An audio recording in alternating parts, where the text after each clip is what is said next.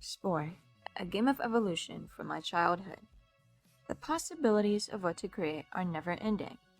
Countless positive reviews stand the test of time and tell of this game's unrivaled glory. This journey begins in the abyss of vast space. While searching through the galaxy, we stumble upon the marvelous planet X. An era arises. We crash with fiery wrath into the depths.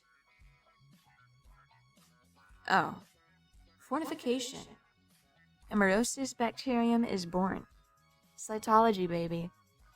I rid this creature of sight as soon as I can. Removing all flaws leaves us with a silken green worm. Next, mandibles, anal filter mouth, and flagella. Emergence. We begin our carnal rampage. An eldritch slug is spotted. We are no longer the apex.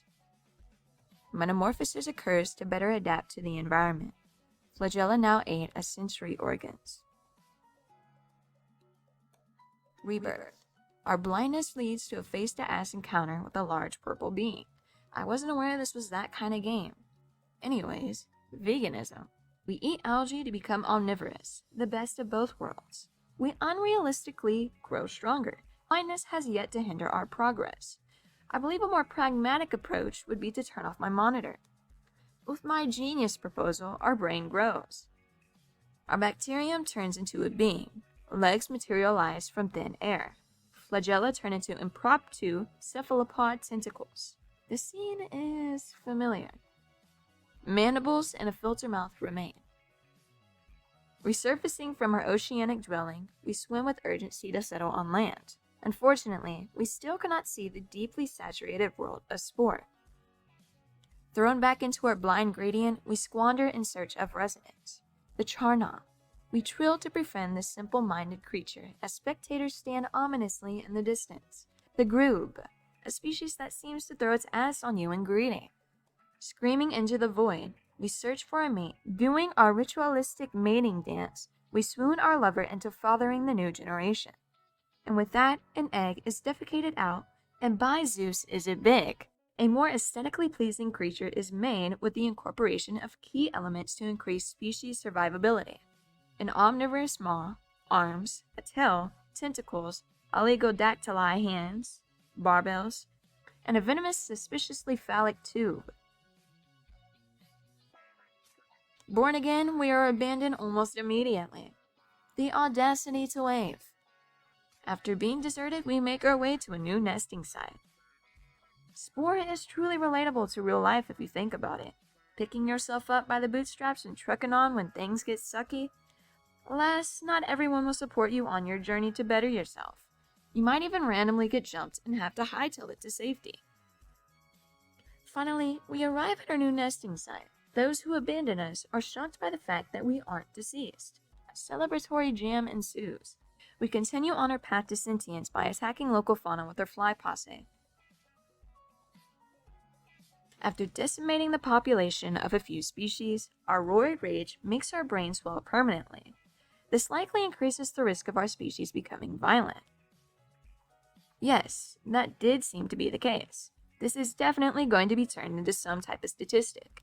We narrowly escaped that situation with our life. However, our roars of triumph lead to our ultimate demise. We start life anew, once again. We venture off with our gang of Amaurosis and Sue. Jumping toward what I'm assuming is the sun. I'm not sure though, we're blind, remember?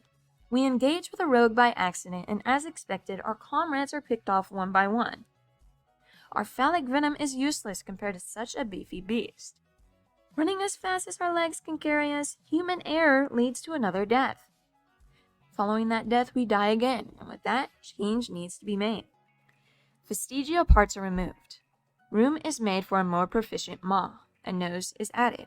Our digitigrade legs evolve to become more adept for a taller stature. We are fitted with new arms, 5-fingered hands, a sign of our growing intelligence, 2-toed feet, and barbells. The gaggle arises.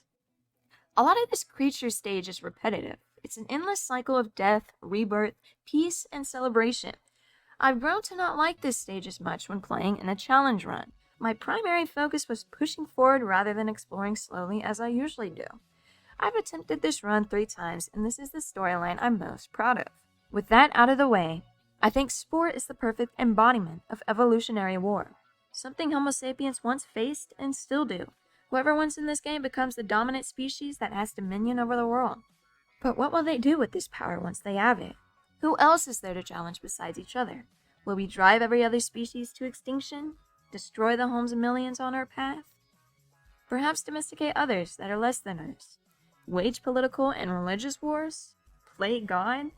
Create weapons of biological warfare? Maybe nuke each other into oblivion? Have social media? Twitter? At the end of the day, I wonder, will we encounter another more technologically advanced race that will destroy everything we've worked for?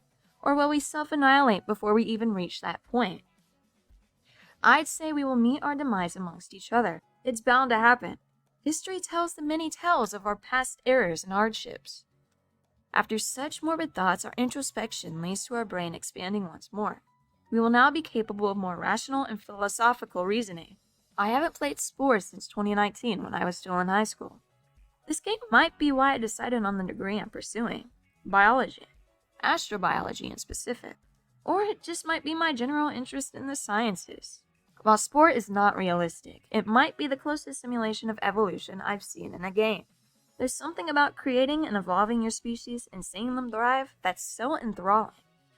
Modded Spore is another experience in itself. I've never played a game in a way to challenge myself, but I might try it more often. I don't recommend playing Spore blind because it's not much of a challenge. The only change is a smaller radius and a dark gradient. But it could be a challenge to try and picture how a species would evolve to fit these circumstances in an open world. Trying to evolve your creature to somewhat depict this struggle. I can only attempt to mimic this as I'm not blind. I don't know what it's like to traverse the world in such a way.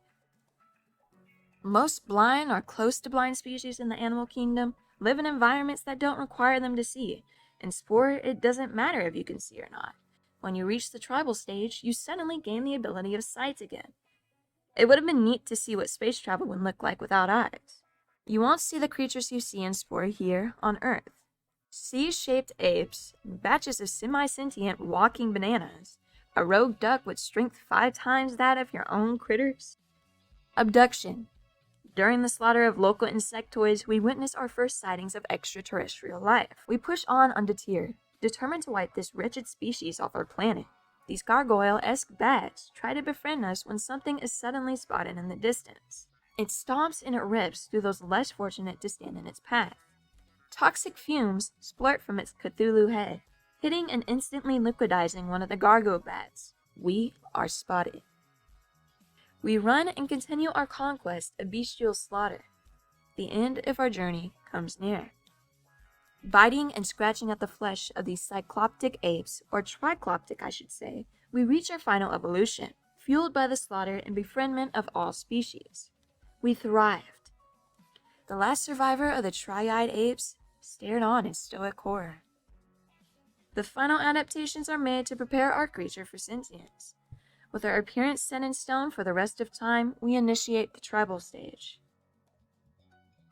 Taking a retrospective approach to this whole process, I've come to realize it takes a lot of work, patience, and resilience to make content. Ideally, I would like to continue to better my craft. Articulating and storytelling is something I've always been fond of, but I've always been too self-conscious to attempt doing something on this platform, like most teenagers probably are. Anyway, a link to the Reddit post that inspired this video will be linked in the description. I look forward to creating more content soon. This video has taken me around 3 days thus far as I'm entirely new to the editing process.